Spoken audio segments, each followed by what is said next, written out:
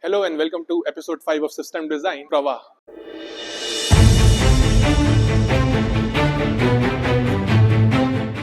Consider a system.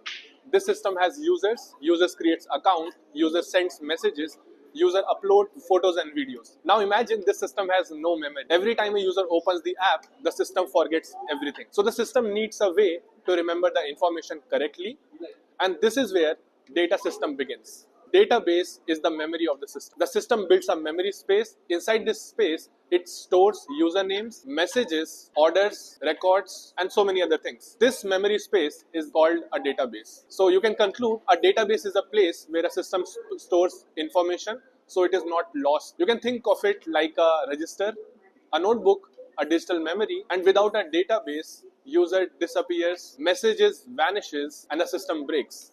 So that is why every system needs a database, and database is the heart of a whole system. Now let us look at the ways to store the information. At first, the system stores data in a fixed format. Each record has the same fields, name, age, ID. And this method is called SQL. SQL is good when data is structured, data follows rules, data looks very similar. Now later the system starts storing the photos, the comments, the reaction, or videos itself. Now these do not follow a fixed rule. So the system uses a flexible format, and this method is called NoSQL. NoSQL is good when data changes often, data looks different, where the speed is very important. So you can conclude wherever there's a fixed structure, we use something known as SQL, and whenever we need a flexible structure to store data, we use NoSQL. Vertical scaling means making one machine stronger. So you can think as more users join the system becomes slow. So the system upgrades its machine. It could be via more memory, it could be via faster processor, or it could be via better storage. This is called vertical scaling. So vertical scaling, to conclude, means making one machine more powerful. It helps in the beginning, but there is a limit. One machine cannot grow forever. And here comes the concept of horizontal scaling, which means instead of making one machine stronger, we start adding more machines. So when one machine is not enough, the system chooses another way, and instead of one powerful machine, it adds many machines. Now work is shared, users are handled together, and this is called horizontal scaling. So to conclude, horizontal scaling means we add more machines to share the load, and this makes the system faster, safer, easy to grow, and most large systems use this method. Now as the system grows, searching for data becomes slow.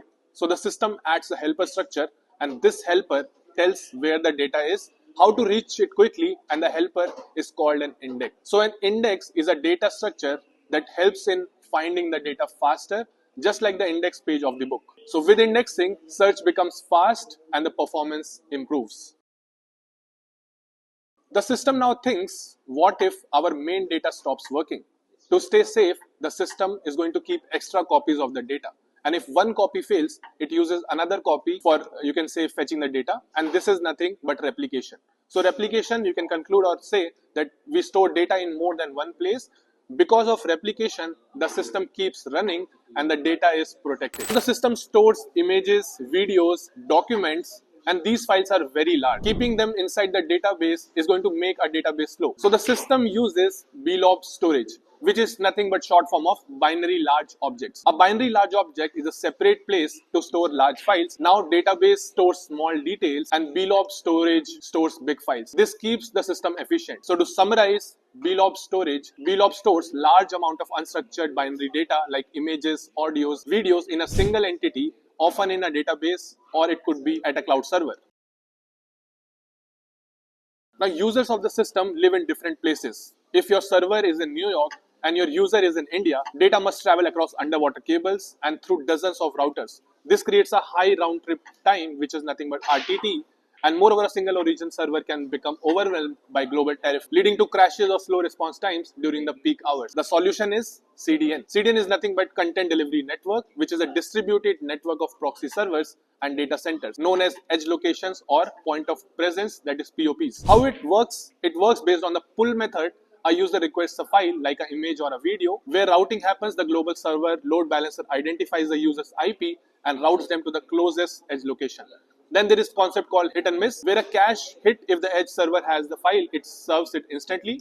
And if cache miss, the edge server fetches it from the origin server, stores a copy for future users, and then gives it to the user. So CDN is going to improve the performance by reducing the latency, reliability and availability, and most important, the security. So to conclude, the system grows step by step, where data stores memory, SQL and NoSQL organize data, scaling helps in growth, indexing improves speed, replication keeps data safe, and Blob Storage stores big files. And at last, CDN is going to deliver content quickly. Congratulations on reaching to the end of this video. To watch the previous videos, you can visit our channel, and to watch future videos, you can subscribe to our channel.